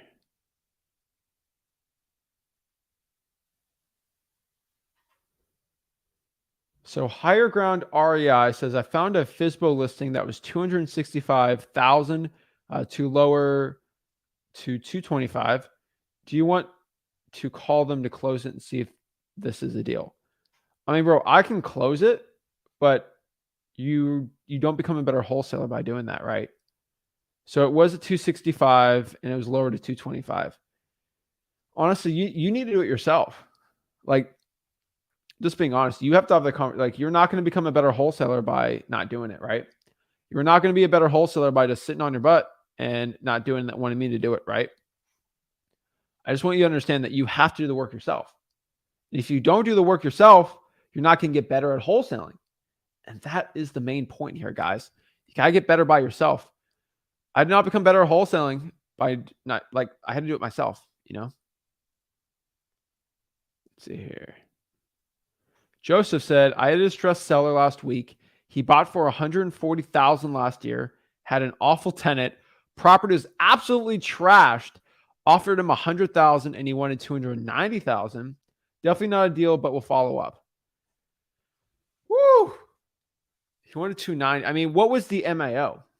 What was the property worth to a cash buyer? I mean, that's my only question I got on there. That's an interesting one, you know. Joseph says some people are just a lot of sellers are out of touch with the reality, but that's just how the game works, you know. It's how it all works. Let's see. Checking one thing on here. All right, looking good. All right. Yeah, Georgia is an attorney state. Let's see. So I love getting stuff like this because y'all like complaining, but y'all never hop on the one-on-ones and actually get it straight from me. Because if I can deep dive in anybody's business, I can figure out if they've, honestly, all I got to ask is what your marketing is. And I can figure out exactly based on your marketing, what your results are and how much money you're making in wholesaling. So I just want you all to understand that, right? So calling and nothing. So here's the thing, playlist, since you haven't hopped on the live, I will have to ask you this question. And this is when I don't get anybody to ever answer me back. It's always crickets. Number one, what type of list are you doing? This is where a lot of people get it wrong. If you're calling the wrong list, you're not going to do well. You got to get the right list. You got to get a very motivated list from your sellers too. Number two, this is very, very important. What is your skip tracing? If you have bad skip tracing, probably not going to do too well. Number three, what is your script? And number four, what is your schedule? From there, and then number five, what's your follow-up? And that's honestly how I can tell if you're doing any leads, deals, or anything like that. I think so many people, so Josh, how to hop on the live? Just go to the Facebook group. Marcus. Yes, sorry. Hello? Yes, hello. Yeah, your mic's, change your mic or unmute it and then mute it back up. All right, 1 second. These boys have like, he probably has one of those Androids, you know? Hello? Yes, I better. No, I'm going to kick you out and then just come back in. All right? Okay. So I kicked him off. He's got to join back in. That usually fixes the issue, but who knows? So while we're waiting for him, let's answer some housekeeping things. Me and Rick are going to go live tomorrow at 1 o'clock. So always excited for that. So we are going to go live at 1. So me and Rick, we're going to have some very interesting conversations about one really important topic. And it's kind of something we've kind of talked about today a little more, but we're going to go a really big deep dive on it. So it's going to go very, very well. So let's see if Marcus switched it. Marcus, Yeah, is that better? that was way better. Okay, yeah. So I was through my AirPods. I'm not sure why I was messing up. You're good. Okay, so yeah, so just a couple questions. The one of the other things I was trying to figure out is we just switched from Mojo to Batch Dialer. Biggest reason we switched was just to do a change, but also we were having a lot of issues with spam on Mojo, and saw the benefits of Batch Dialer. You can buy the numbers through there, of course, and have multiple going in rotation, everything like that. I just saw how a few people have them set up. I guess the good thing we liked about Mojo was that for the most part, it'll call a couple people and all the numbers in there, at the same time, versus I guess with Batch Dialer, it's in a rotation where it calls, the first number goes all the way through, then the second number all the way through, stuff like that. And when we skip trace, obviously you get to the numbers of, 3, 4, 5, you're not getting as many connections, and, then it makes you go kind of a long time without getting any answers and kind of, craps whoever's calling out. So I guess I'm just trying to see what's your setup for, I guess, Batch Dialer and how you have it, or I guess, what's the best way to go about that? So, all right, what's your business looking like? How many calls? How many number? Like what's I got to figure out what type of calling you're doing. Yeah, VAs, so I no mean, VAs. yeah, I mean, so we're calling, 5 days a week. There's 4 of us dialing, making about 1,500 calls a day. We have leads that we get from a place here. We're in Dallas, that, probates, pre-foreclosure, stuff like that, as well as driving for dollars. And then we just started, after watching, trying to get all the lists for the water shut off and utilities. We've requested all those. The thing about with Dallas, they won't give you the list. You have to go into their website and request them, and then continuously follow up with them to get them to do the list, everything like that. So we're following up, trying to get those right now. But at the moment, it's a pre-foreclosures, probates list that we've been getting, and then driving for dollars. What have your results been on Mojo? I mean, we are getting a lot of deals on, a good amount of deals on Mojo. It's been just me for the past year and a half, and I've been averaging probably about 3 deals a month, give or take. And then I just had 4 guys join me 2 months ago. And we're having a little bit of a good amount of follow-ups as far as the probate and stuff like that. Usually they're going through, they have to go through probate, so it's a follow-up game there. And then the driving for dollars, we've had a decent amount of luck. I think the biggest thing with the driving for dollars right now is just with, of course, the way the market's changes. They get told they get an offer 3 months ago, 4 months ago, and obviously you have to help them, educate them on how obviously the market's changed, and those offers aren't the same as they kind of were. So we're having good progress. Like I said, I think our biggest issue is just with the dialer. We're going, because like I said, the way the rotation is, I guess, on Batch Dialer is we'll go 2 or 3 hours without really getting any answers, because it's calling out those possible numbers 6, 7, 8, or 5, 6, 7 numbers in there, versus the first 3 we'll have a good amount of luck on in the first couple hours of dialing, versus towards the back end of that list. I mean, you're smart, Marcus, right? Like, why don't you just upload just the 3 numbers? Why are you putting the 7 in there? So I guess the biggest thing right there is just because we have had luck where we get in. I personally use Lead Sherpa. I've used I've used Batch to skip trace before. I think maybe it's just Sherpa me. ain't bad. Yeah, I've used both. I just feel like I've had better luck with Lead Sherpa. Maybe it was just a one-off. I'm not sure. Maybe I could actually do a sit down and compare. If you're doing deals from it, don't change anything. Yeah, exactly. So I've been having luck with it, but I guess why I'm hesitant to do that is just because I have had deals where the first 3 numbers are the possible 3 numbers for the person, and then the last 6 numbers are the best 3 numbers for maybe a relative. And I have had deals where I get in touch with someone's uncle or their ex spouse or whatever, and I've gotten deals from doing that. So I guess it's the fear of missing out on a deal from getting in touch with a relative or something like that. Okay. So your main issues go hours without getting an answer. So yeah, I guess that's the difference Crazy. with Batch Dialer is it doesn't just call, the way the rotation is it doesn't just call, person number 1. It doesn't, or the first 5 people. It doesn't just call the numbers for the first 5 people and move on. It's in a rotation of the first number of each one. Because how I have it set up is, I believe is where it only calls each number once for the list. So I saw how some people have their Batch Dialer set up where it calls them 3 times and then waits, 3 hours. I guess that's like the recommended. But I did saw one person from Batch TV post a video where they said they have it to where it does one dial per number. So then we just call every single number one time for each of that lead and then move on to the next list. I'd probably do that. I mean, I'm trying to think here. Like, I would probably just stick to the top 3. I'm just being honest with you. I think you're wasting too much time.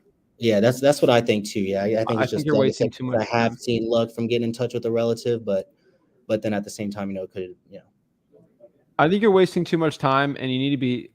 I think if you can fine tune your data a little more, it'd be a little better too. Okay.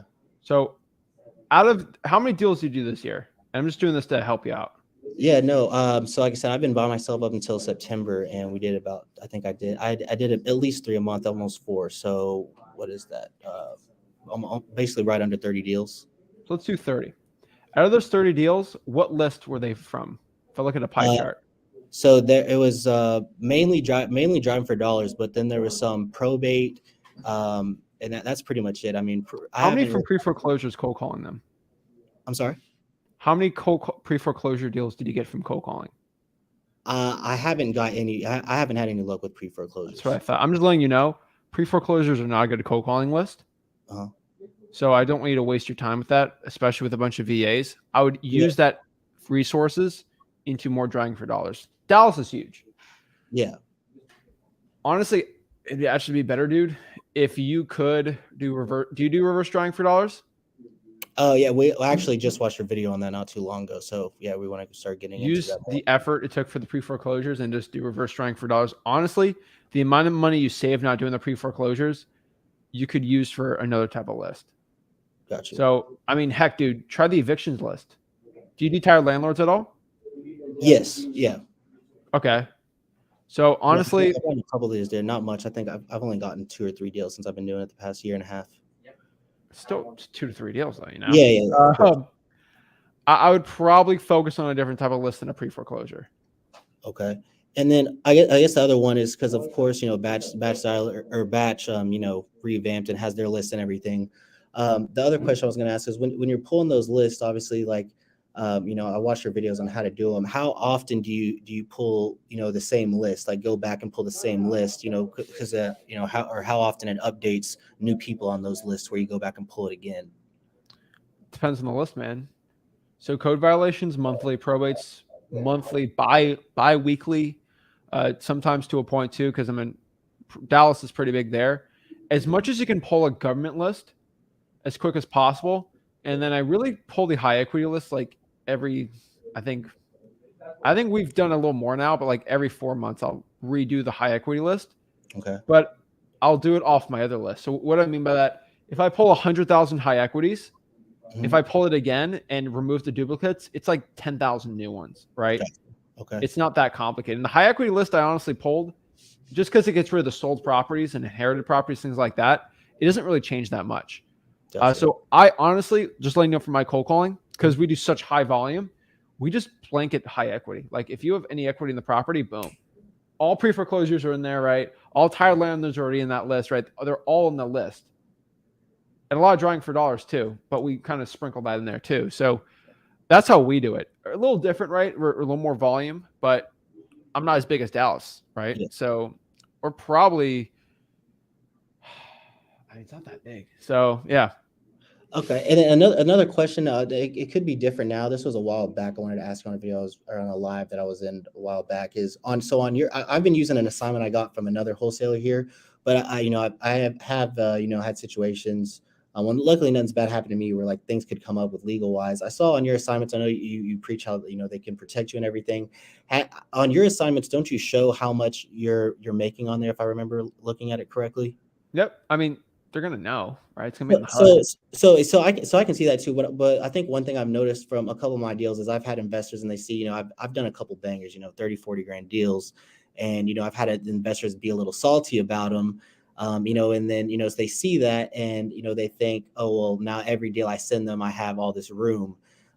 So, what I've seen a lot and what a lot of wholesalers around here are doing that I've talked to are starting to do more double closes. Just so they don't know all the details in between. Of course, that costs a little bit of money, but at the same time, I guess if it can keep the relationship, And it's not every investor. A lot of investors don't care as long as the money makes sense. But I have just noticed, a couple investors, they see that and they get a little iffy on it, or maybe in future deals they think they can negotiate more because they've seen how much room I've had on previous deals. So does that not, versus like my assignments now just say, I'm assigning it to them at that price, and if I don't do a double close, of course they see it at closing. But if I do a double close, of course they don't see how much it is, and they don't, they don't maybe don't think about it when I send them future deals, I guess. I get high fives from cash buyers when I make over 40 or 50. See, I have too, but I also Relationship have like had that. some cash buyers just get salty about it. And then, like I said, when I send them another deal, they're like, they try to send me back and ask a price of, 20 grand less, because now they think, oh, he clocked me this last time. He's probably trying to clock me again, I guess. All right. I mean, dude, this is the same thing.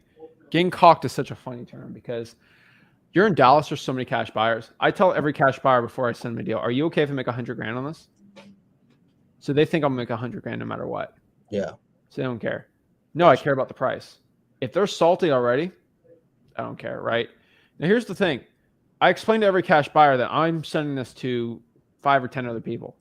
So a lot of these people are first-time buyers too. So like, if you don't want to buy it based on my assignment fee, someone will buy it just based on the price. I explain it to every single cash buyer. Gotcha. Right? And I tell the cash buyer, I mean, we can double close it, and then I got to charge more you. Like, we can do that too if you want. We can make it a game if you want. I mean, it depends, dude. So yeah, but the thing with cash buyers, if they think I'm double closing, they think I'm caulking them. I guess. Yeah. And they're gonna know. And here's the thing with double closing: when I build my, they know what double closing is because it's legal, right? Yeah. If I buy for 100, sell it to him for 150, he's gonna figure out I made 50 on it. So it doesn't hide it. The double closing is honestly for the seller, not you. Gotcha. So do you ask your cash buyers that got salty if they're okay if you made 100 grand on the deal? No, I mean, I've never straight up. Nervous. I think my biggest thing too is with those ones that has been an issue with is, I've tried to go above and beyond with some of my, frequent buyers and, do the dinners and, build a friendship. So then I think it's mainly so, I think they think maybe, oh, now we're friends. Now I should help them out, take care of it. So that could also be probably. Yeah, you're being friends with them. Yeah, exactly. We're buying and selling things. Got you. Like and this is a business, and so I don't get emotional with people. Got you. Yeah, I think too, I'll try to I just started I've done a couple of rehabs. I'm trying to get into the new construction as well. So that's why I'm trying to network, also just helps out to know people that have realtors, guys that do everything and stuff like that. But yeah, you're right. Okay. You can use a realtor too and give them part of your assignment. So they'll have incentive to get the best price also. Gotcha. Okay. All right, man. That's pretty much it for the most part. I mean, any other advice you could give someone in Dallas? I mean, it's kind of crazy with how everything is right now, but I've noticed a lot of people are stopping with. I still have a decent amount of people buying lots, but I know new construction's kind of slowed down a bit over here. Truth is, you got to focus on more motivated lists, and that's honestly what's going to give you the best results in the edge. You got to be quicker. You got to go on as many appointments as you can. You got to lowball more, right? That's the honest truth. There's a ton of competition, but what you got to do is look at your data. And what I've seen is, how many deals do you do for Driving for Dollars? I've done a total in the past year and a half in Driving for Dollars. I mean, just in Driving for Dollars. Out of the 30. Yeah. Oh, out of the 30, I'd say probably 20 of those are Driving for Dollars. The rest are pretty good. Probate, I would say. Probate, and then, like I said, 2 pre-foreclosures, or not pre-foreclosures. Pre-foreclosures, I guess you could say. So Driving for Dollars is overwhelmingly probably one of the best pound for pound lists, right? I agree. I think the biggest thing is, I've seen a lot of the success on my own, and I know how much I believe in it, and of course, through everyone else, and these guys that I've just hired, they came in at a time where everything's, the market's where it is, and they're getting, a lot of no's and beat up a lot on the phone for Driving for Dollars, and they don't believe in it as much as I do because I've seen the results and they haven't. So I don't know if it's also just kind of a timing thing or anything like that. Are they getting paid commissions? Yes. Yeah. Commission. I mean, that's okay. How much is the commissions you're getting? I've been doing 30%. So, and they just started a month and a half ago. Wow. So, yeah. So, but the reason is because I was in the car business before this. I did finance for 5 years when I turned from 18 to 20 or 6 years, 18 to 24, and then I started this. So, I brought in, 3 guys that I believe in, motivated, also showing them how to do rehabs. That's I'm doing rehabs as well. So I'm showing them that part. So I'm bringing a lot of value to them. But, I'm bringing in guys that I want to help build and actually make this like a legit thing. So, I mean, dude, I'm just being honest with you. Why don't you just pay someone $20 an hour to just drive for dollars or reverse drive for dollars for you? So no, yeah. That's true. way cheaper, and they don't get upset if they don't get a deal. Yeah. Right? Yeah. Honestly, I would get a list of all the water shutoffs, code violations, and let's say probates, and get a list like at dmzac.com. You can go and just import a list into there, and it'll give you a route. Have them drive the route, and then every property that they on that route, they have to drive around that area, look for the ugliest houses, and put sticky notes on there. And then you give them like 5% of the deal, like 5% at $20 an hour. Maybe even pay their 15, pay their gas, 20, whatever it is, right? Yep. Dude, that's way better, man. But you said, what was that? I wasn't aware of that. You said go to DM. What was it? Deal Machine, dmzac.com. Oh, sorry. Okay, yeah. So dmzac.com's Deal Machine, but dude, just make a route, and then I think it's cheaper. Have you paid these people out that have done the 30% yet? Yeah, two of them have gotten to a $25,000 deal, and then a $15,000 and a $7,000 deal so far. All right, 15,000 at 30% is 4,500.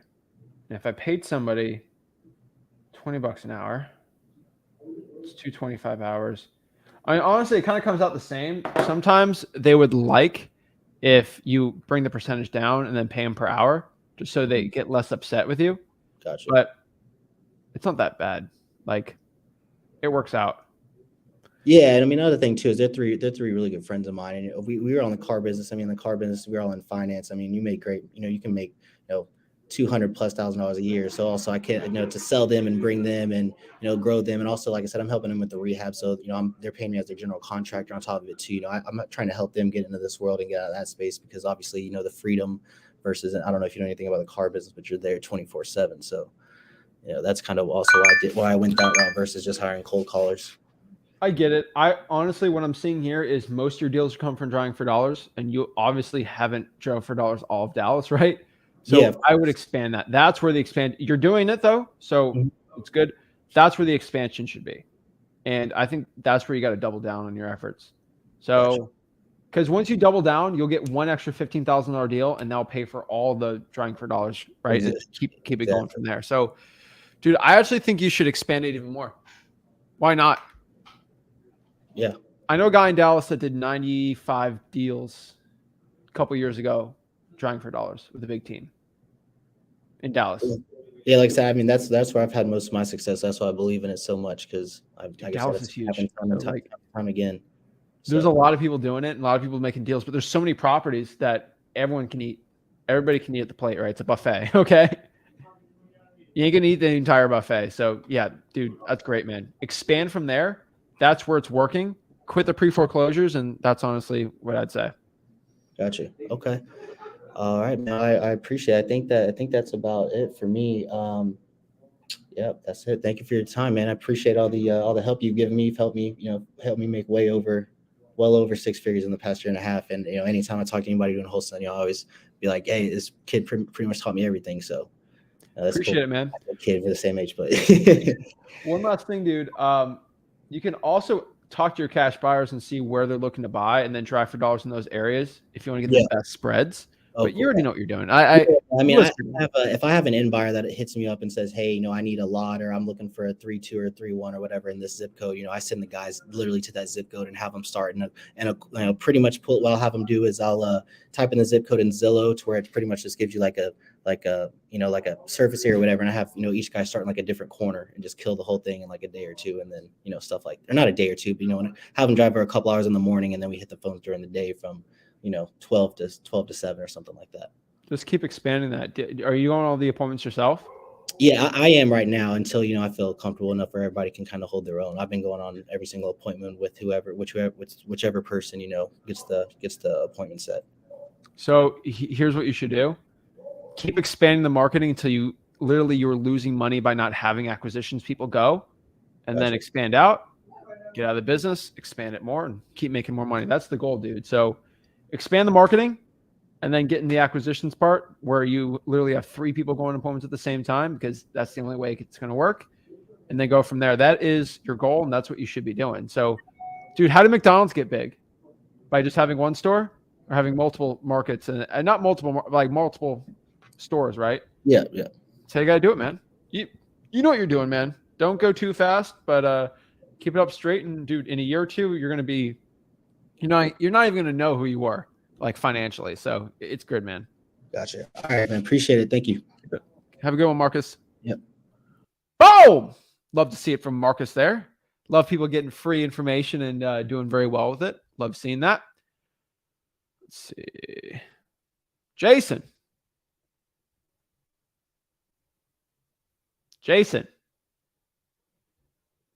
Yo. Hello. All right, Jason. Have a good one.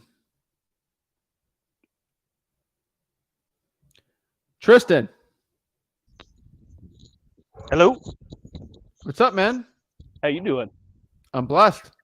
Give me 1 second. All right, so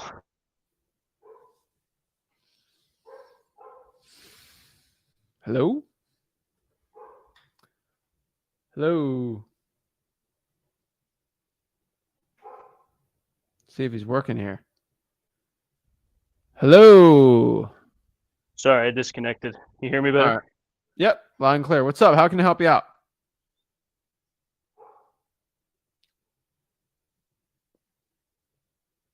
Yo, Hello? there we go. All right, what's up? All right. So I'm going on an appointment here on Sunday, and I just had a quick question about dropping that EMD. So during when you take it to the title company, that EMD is due when I get the seller to sign and I give them the contract at the title company, or when I Yeah. actually find a buyer and they sign. EMD with the contract with the seller. Awesome, man. Awesome. Yeah, that was really about it. I got pretty excited here, so I think this will be a first deal. I'll make it Did you get happen. locked up yet? Not yet. I'm going on Sunday. So, Get to work. yes, sir. I'll let you know, okay? Awesome, man. Keep it up, dude. I love seeing that. All right. Take it easy, Zach. Bye. Take it easy. Boom. All right. Let's see what other questions you got.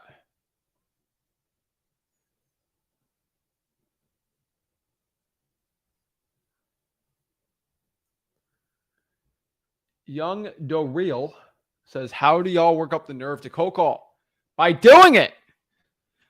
You don't get better at cold calling by just sitting on your butt. You got to do it, right? You have to be intentional in what you do. Go out there, start talking to motivated sellers. That is how you get better in this business. You have to actually start taking the action. That will yield you the results. That will yield you the results, guys and gals. You cannot make money in this business by just sitting in your butt not taking action. Results in wholesaling is equal to the action you take. Action equals results. Action equals results. So I have to take consistent action to get the results that I want, the results I deserve. Remember, in this business, guys, you don't get what you want, you get what you deserve. And if you did not market, if you did not talk to the sellers, if you did not get over the fears, you do not deserve to make money in this business. You have to get out of your comfort zone. And that's how you're going to make money in wholesaling real estate. Guys, it's a people's business. If you don't have conversations with people, you're not going to do well. If you don't make offers to people, you're not going to do well. If you don't make offers to the sellers, you ain't going to do well. You got to make the calls. You got to make the effort. So many people say this like, oh, Zach, I'm so nervous to cold call. I'm so nervous to have conversations with sellers. I'm so nervous to do this. And here's the thing. You might be nervous, but the person that wants it more is going to be less nervous. Actually, the person that wants it more is going to be the same amount of nervous, but they need to get that deal. So they're more willing to go out there and change their life. Unless your need to become successful outweighs your fear of calling, that's it. I think so many people get so stressed out over it. I've been doing your free course. Amazing. Saved me over $9,000. Love it. Love it. Love helping the people out. I mean, guys, you can buy a course if you want. I'm not telling you it's the worst. You're going to become like worse at wholesaling, but I don't think it's going to help you. I don't think it's going to help you as much as just watching these videos, but it's up to you which ones you want to do, you know. Let's see. I have a probate that says he wants 67, but the mortgage is 48 to pay off the loan. How do mortgages factor into an offering? It doesn't factor what so what a mortgage is. It doesn't affect what the property is worth. It never will. Okay. Like it's never going to, but it might affect how much the seller is willing to take on it.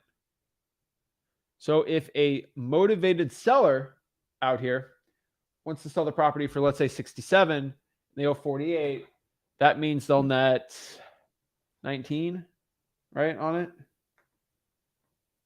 Oh yeah, I'm the math wizard. 19 on it, right? So if they're gonna net 19,000, that's fine. It just depends what they want to net, right? Maybe they take 50 to get 2, right? It honestly depends which one you want to do here. So yeah. Honestly, I'll tell everybody, if you can't find the link from the instructions at the beginning, it's going to be very hard for you to negotiate with the seller. If I can show you how to pop up the link, it's going to be harder for you to pull a list too. But go to the feature tab, Wholesaling House for Real on the top, pin on there.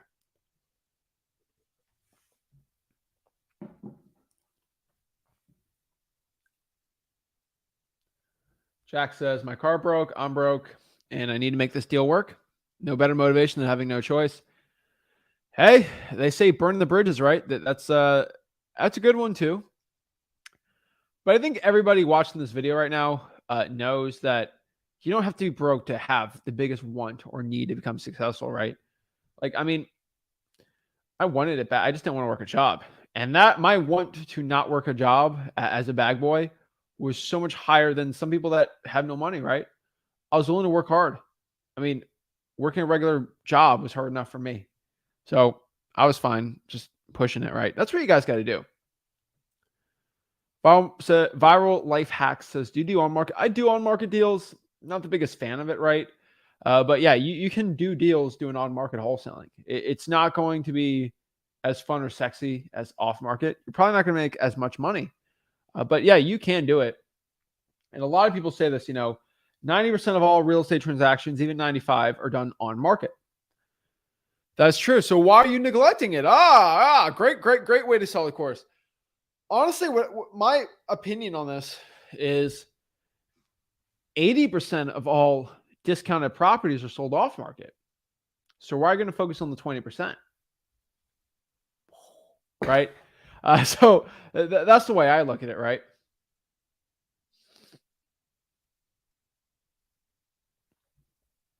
Man Skeleton says, I have access to 3,000 unit apartment. Bro, I got access to 30,000 apartments with a realtor, right? The access isn't important. If you have a deal locked up, then we can start talking. And it's got to be a decent price. So step number 1, get the deal locked up. Step number 2, I would probably do a hedge fund. Man Skeleton, what price do you have it locked up for? Love to know. If not, lock it up.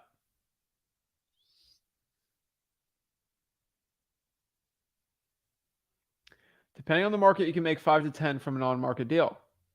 Depending on the market, you can make 5 to 5 million on a deal, right?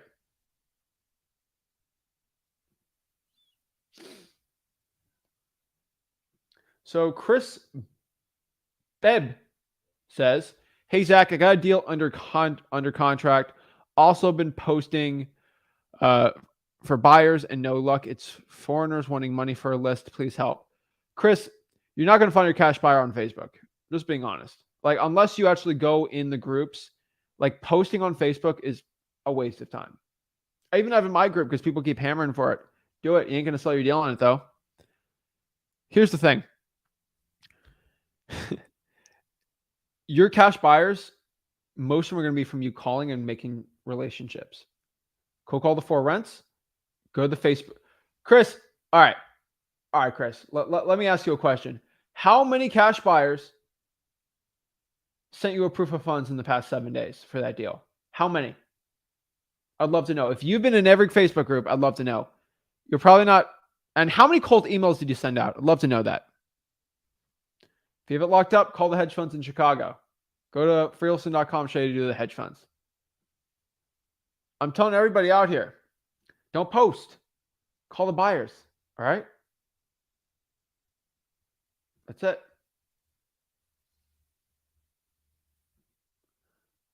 Agreed. Facebook is a complete waste of time. Pull a 90-day cash buyer solid list.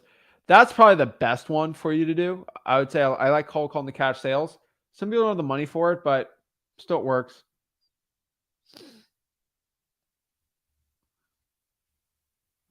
Jaden says, hey, I found a land deal with the seller. Nope, use your contract. Jonathan, what is up? Hey, Zach, been gone for a while due to personal issues and ready to get back on. Any new laws? Not really. Awesome. Thank you. Appreciate you. Andrew. Oh, what's going on, Zach? I'm blessed, man. How are you? Fantastic. I just had a quick question for you. Okay, so I have a deal under contract, and I sent it to title 3 days ago. And Rick said that process usually takes 7 to 10 days for it all to get finalized. But can I start marketing that deal even though I haven't gotten the, confirmation from the title company? I know there's one lien on the house, and he told me that, and I told the title company. And the contract says the seller will pay all the liens or yada, yada, yada. Yeah. Is it locked up? Yeah. It's with DocuSign. And he signed it, I signed it. And then I sent the contract to the title company, and they're just processing it right now. Do you have any EMD? Yeah. I sent them the earnest money, and I had to go all the way to the bank to do that. I can't do it over the phone for some reason. So how much? 500. He was It's perfect. Yeah. That's good. I just want everyone to know examples of real deals. Yeah, start marketing. Don't post the address or anything like that, but start getting good qualified cash buyers and start sending it over. All right. Appreciate it. That's all I needed. Thank you. Yeah, man. And do that. Is the property vacant? Yes, it's vacant. It's not a probate. The mother is still alive, but she put the deed in the kid's name. So he has it, and he doesn't want it. Do you have a lockbox on it? A lot. I do not know. So this is what we're gonna do. All right. How far is it from you? I'm doing this virtually. I'm in Maryland right now. This is in Tennessee. Trying to think here, man. How do you have access to the house? He said he lives 5 minutes from it, so he's unemployed. So it's an older son. He's like 50. He's retired. Yeah, you're gonna have to just find a good buyer. Find 2 really good cash buyers. Okay. I mean, in my opinion, you start marketing up. All right. Thank you. All right. Thank you. I love seeing that. Shout out to Andrew out here. He's getting action, taking deals, taking names, getting properties under contract. So shout out to him there. Let's see. Who knows what to do after you put a vacant lot under contract? You find the buyer. Actually, go to title first, then get a buyer from there. Pretty good. Pretty good. Let's see here. Jesse says, me and a seller agreed on a price, and I've been waiting for his house pictures. It's already been 2 days. Should I just let it go? It was going to be my first deal.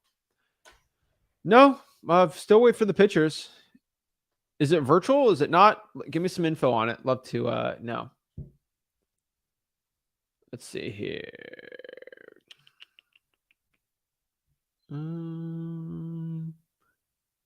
Wayne County is a really good market. Yes.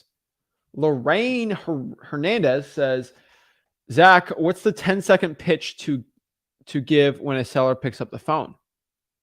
Depends on what you're doing, right? So there's multiple ways to go around the quote unquote pitch for this. So number one, this is very important, right? Are you the owner of the house and you're looking to sell it, right? So it depends if they're calling you back, right? So if they're not calling you back, hey, my name's Zach. I'm looking to buy your house.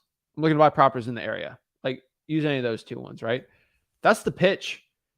You shouldn't be selling yourself to the person. Like you offering to buy it for cash should be selling enough because they should have the motivation.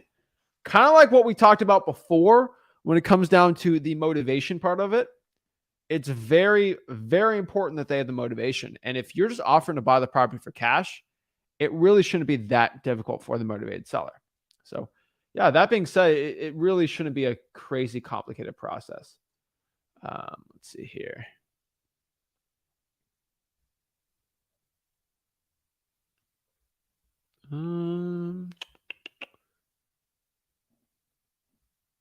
Let's see. Go in person. Yeah. What the price you ask?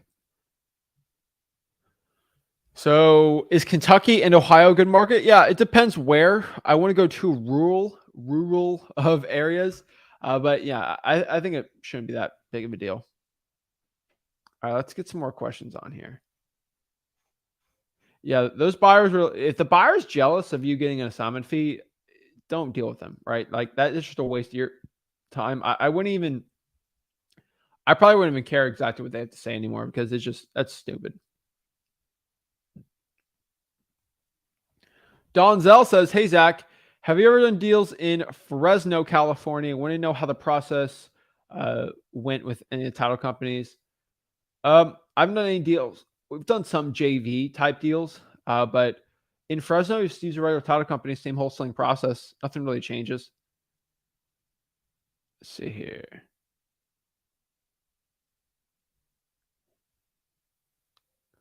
Curtis says, Zach, do you want to buy a wholesale deal today? I'll be a cash buyer. I gotta park my money somewhere. You know, I gotta park my money somewhere, so I'm not too concerned. Yeah. Let's see here. Dude, it's calling from those AirPods are weird, you know. Franklin. Yo, Zach, what's good, homie? I'm blessed, man. What's up? How are you? Good. Franklin. Yeah, can you hear me? Yeah, you got the YouTube. So can you take that off? Oh, okay. Yeah, let me do that. All right, you got me? All right, there we go. Yep. All right, cool. All right, so you can help me out here. So I've been doing this for about 3 years consecutively strong. I've had some good years, but so I'm in the same area. I'm in Florida, South Florida, Miami. So what I've been focusing on has been very niche. I've actually been focusing on land, and that's all I've been doing literally for the past 2-3 years, and I've been decent at it. And I've always had like a safety net, sort of say, of buyers that I've been working with. But now with the market shifting and everything else, I guess my biggest thing is having consistency. I've attempted to do, I guess, the scaling with the virtual stuff, but for whatever reason, I've never had any luck with it. I've been kind of just focusing more on quality, not quantity. Like if I would get a lead, like I would dissect the lead to its full capacity. Like I would find the owner, the name of the person on record. If I can't find them, I'll look for their aunties, their cousins, their mom, or whatever the case is, and that's how I would generate my leads. And like I said, the thing is with me is, especially maybe because of the land, and I'm only staying in the one market that I'm in, which is South East Florida. So I guess what my main question for me ranting is like, what in my position, what would you do, or what would you suggest to me to kind of just be able to scale a little more? Okay. Are you consistently doing land deals right now, or is that something that stopped because of the market? I've actually been thinking about pivoting only because of the doing slowdown. land deals or not? Say that again. You gotta be straight up with me so I can give you straight up advice. Are you consistently doing land deals right now? Yes. Okay. So don't stop that. And you're looking to scale that up, right? Yeah. Okay. So you are doing what part of Miami? Or should I even pivot? Yeah, I do all of Miami, Broward. I've done one thing in Palm Beach, but majority of my bread and butter has been in Miami. And like I said, I've done really good at it, but it's just now things are starting to slow down. This is easy, dude. Let me ask you 2 really quick questions. What's up? How do you find the land deals? Google Map. Go on Google Map or go on the property appraisal website. Search for vacant land and call the owners and see if they want to sell. How many vacant land deals have you done in Miami this year? 15. 15. Perfect. How did you find your top 3 buyers? reverse the same way I find buyers is, I mean, the same way I find sellers, the same way I find buyers is just see who's recently acquired in the area, and contact them. Okay. And how many hours a week do you think you're working doing this in Miami? Honestly, I'd say maybe for the week, Yes. I'd say about maybe 15, 20. Okay. Well, we can pump up the hours worked, so that's fine, right? So are you doing homestead at all? No, not really. Okay, so I'd add homestead. There's a lot of good now you gotta be careful of that because that's all like farmland and stuff like that, but there's some really good deals in homestead. So that's part of Miami, right? Yeah. You're doing 'Cause I know a Broward. lot of the land over there is zone agriculture, and a lot of developers from Yeah. my experience with them, they don't really like to touch that just because of the zoning purposes and whatnot. So honestly, what I would probably do is I would do what you're doing. Like, don't change what you're doing. Okay. I'm not telling you to change because whatever you're doing is working, right? I would probably do South Palm Beach. So Boca, Boynton areas. There's a lot of development being done there. Have you gone north of 95 and gone by Boynton, like see all the developments? Not purposefully. I've Yeah. I've stumbled across a couple of deals. Like I earlier this year, I did one in Del Rey, and then at the end of last year, I did one in Palm Bay. But those I just fell on, Yeah. just only because somebody that I contacted in Miami and said, "Yeah, I got a property up there that I'd be interested in selling," and I just so happened to sell that, but not purposefully. I mean, dude, I would probably just expand north. So I do South Palm Beach. I think that's the best for you, what you're doing. And then go up through Palm Beach. Because for land buyers, you need bigger population. And then, I mean, you can do Port St. Lucie if you want, but those are really infill lots. And then I would probably do another metro. You got Orlando there. And then you can kind of go Fort Myers and then Tampa and then all that. Yeah. When I tried to do Cape Coral, like pre-pandemic or during the pandemic. It was good for a while, but then it kind of got saturated, and especially with the market shifting. And I've noticed that the prices that I could get the property for, those are the same prices that pretty much are on our market, or even if not less. So I kind of stopped that. And plus the inventory over there, it's just a weird market. I know. Yeah. So I would probably do South Palm Beach and then just expand from there. Don't stop what you're doing currently though in Miami. You don't want to make less money. All right, so let me ask you this, because I know the biggest thing is with me too, because like I'm a one-man show. Like literally, I've attempted to do the cold calling, but for whatever reason, like it never really caught on for me. So literally, I dial all my numbers, single dials. I don't.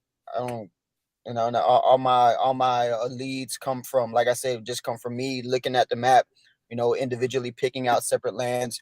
So that's why I asked, like, I guess I'm gonna ask you this: do you see from what I'm doing is that a scalable thing? Yeah, dude. I think using Google Maps is a little weird, but so I just go to prop stream and just pull the vacant lands and then skip trace and call them.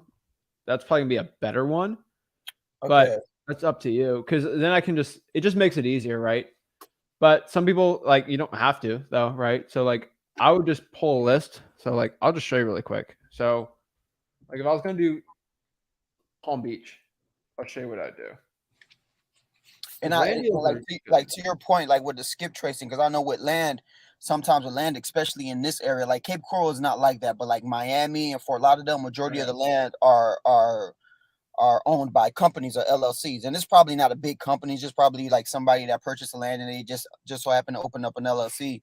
So the skip tracing for that, as far as putting that through like a batch leads or something like that, is a little harder, because you would have to skip trace a company, and that company could have two, three people on there.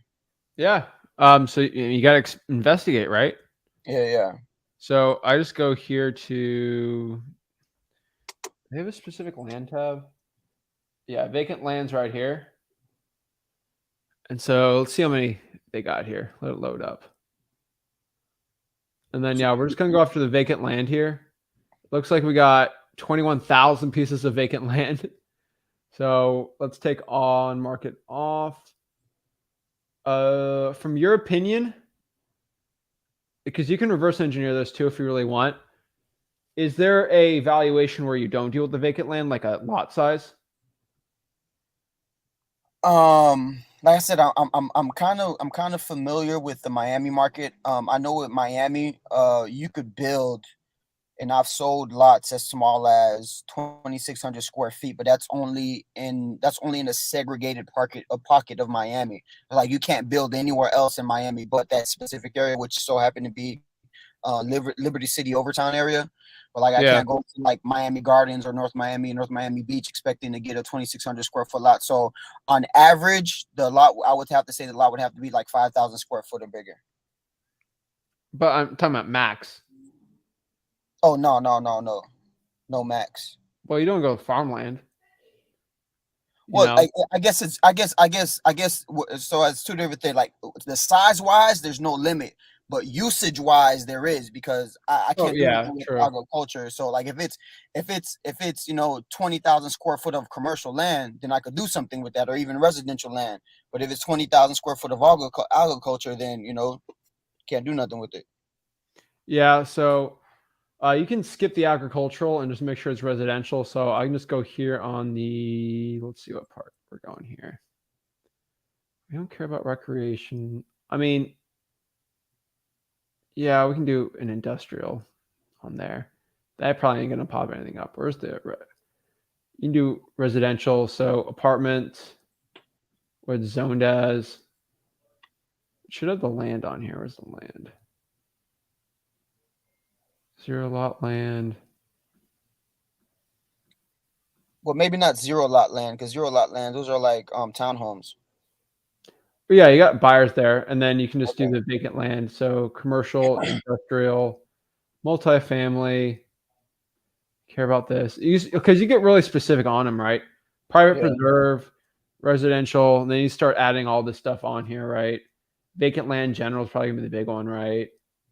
I don't care about under construction, right? You can just sort of filter it out a little more, right? Yeah.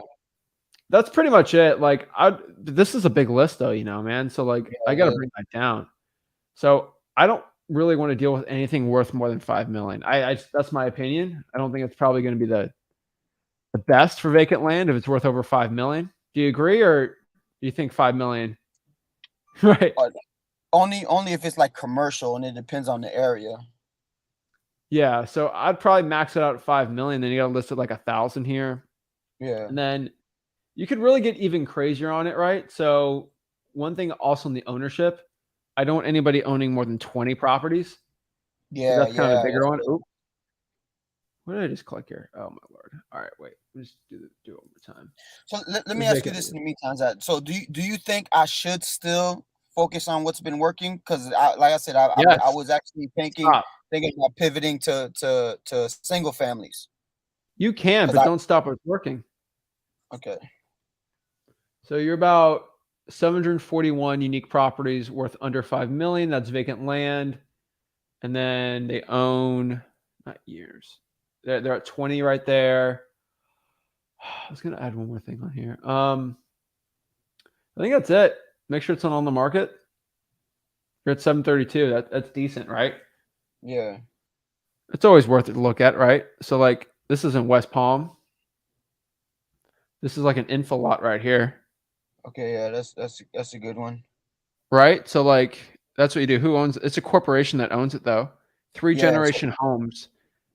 So you can, if you really want, like this is most of these deals are going to be from corporations.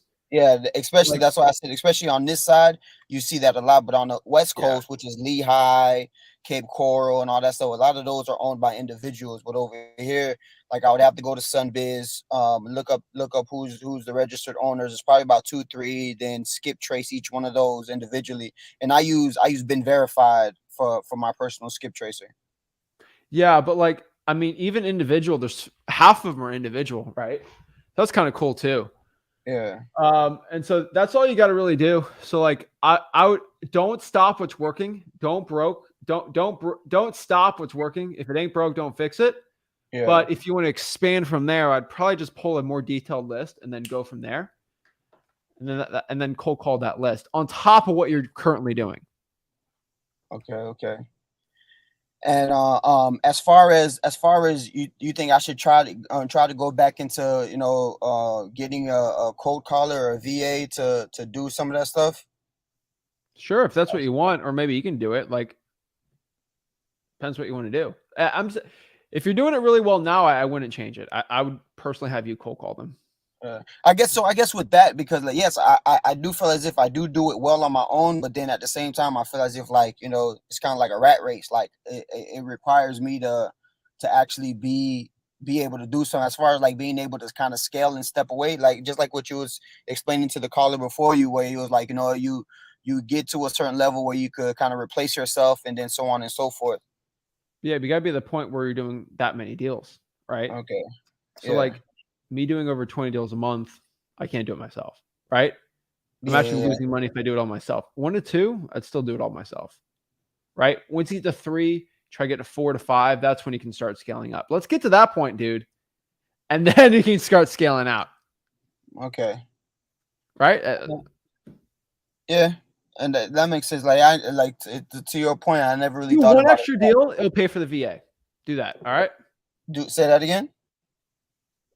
Do 1 to 2 extra deals from that Palm Beach list, and then have that pay for the VA for next year. All right. How about that? Good deal. Sounds good, brother. All right, man. We'll keep it up. Love seeing your stuff. Love seeing how you're doing deals. So keep it up, bro. All right. Boom. All right. We'll get Jose real quick. Jose. Hey, Zach, can you hear me? Yeah, what's up? Hey, sorry, I'm not in front of the camera. I'm trying to, but I'm holding a newborn. So I'm in yeah. Let me see if I can. Beautiful. I don't know if you can see that. Yeah, so love it. You might hear little one crying. Hey, man, thank you for picking me out real quick. So I'm a end buyer. I am in Central Florida area. I came across your YouTube channel because I got interested in finding deals. I've been depending on wholesalers for the last 5-6 years, but lately the wholesalers that I've been working with, their numbers are getting they're not feasible for us right now. So either the ARV is way off or everything is off. So my question is, do you have any wholesalers in my area? I know you guys are in Florida. Not quite sure what part that might be, helpful for us. I need to keep the crew busy. I am in Orlando, like Osceola, Orange County, Polk County, bro, more like Central Florida. If you go to all the Facebook groups for Central Florida and say, let me get some good marketing for you. I have $500,000 ready to buy your wholesaling deals. Who's got deals for me? Perfect. Dude, you'll get all the wholesalers, man. I promise you. Yeah, man. Yeah, I've been reaching out to so many wholesalers, and I'm getting a lot of feedback, but the numbers are just way off, So I know wholesalers are not all of them, but you have a it's proof tough of to find the funds? good ones. How many properties have you bought in cash this year? This year I've only bought 4, and then everything else was just kind of holding stuff. But like flipping was just 4. And okay, I'm not going to vouch for you, but if anybody's watching this and you're in Orlando, make sure Jose gives you a proof of funds. Absolutely, yeah. Jose's good with you making $100,000 on a deal if he's okay with the price. Yep. And last but not least, he's going to use your title company. Reach out to Jose. How does somebody reach out to you, Jose? If you don't mind, I can give my phone number out. I'm okay with that. 407-360-0609. Cool. That's my personal cell. They can call me anytime. I'll send them proof of funds. That's fine. They can use that to send to the seller. Doesn't matter. We just wanna I just want to build a relationship with a good wholesaler, just to keep my crew busy and keeps everybody busy, and just to keep it moving. All right. Well, go to YouTube and post it before I sign off here. Awesome. Make sure the newborn's fine, and go from man. there. But I want everybody to understand this. This is not vouching Jose's the greatest cash buyer ever. You still got to get a proof of funds from him. Make sure he shows proof of the 4 deals he bought, which he should be able to, and you should be good to go. But I think it sounds good. So it's a good relationship. See what happens when you hop on. I love it. Yeah, thank you, Zach. I appreciate it. Post your number and say Jose, your name, and then go from there. Yeah, I appreciate it, man. I know you got a large network, so that will help me leverage my time as well, and and just start looking at more deals faster. All right, man. Put it in the comments, dude. Thank you, brother. I appreciate it. All right, give it up. We're gonna wait for Jose to put his number in the comments so everybody in Orlando can have a new cash buyer. Make sure Jose still goes to the Facebook groups and does it, but for some other cash buyer, hop on here and winning wholesaler. So that's a cool little connection. So that's awesome. Hope we feed Jose some deals. So we'll have him posted on the comments, waiting for him there. And we'll sign off here. But guys, I'm telling you guys, in wholesaling real estate, it's all about making offers, talking to cash buyers, and getting deals done. So make sure you lowball these sellers, get the good deals, and you can live the life of your dreams. So without further ado, I really appreciate it. And for Jose to put his number in there. Oh, he put it in his private chat. That's fine. I'll just post it on there. Put it in the comments for y'all. All right. You know what? Here, I'll post it on there. Boom. That's Jose's number. Y'all see it. All right. See you guys. Make sure you smash that like button, subscribe. That's Jose's number. So go reach him out. Screenshot this. 5, 4, 3, 2, 1. See you all tomorrow with Rick. Have a blessed one.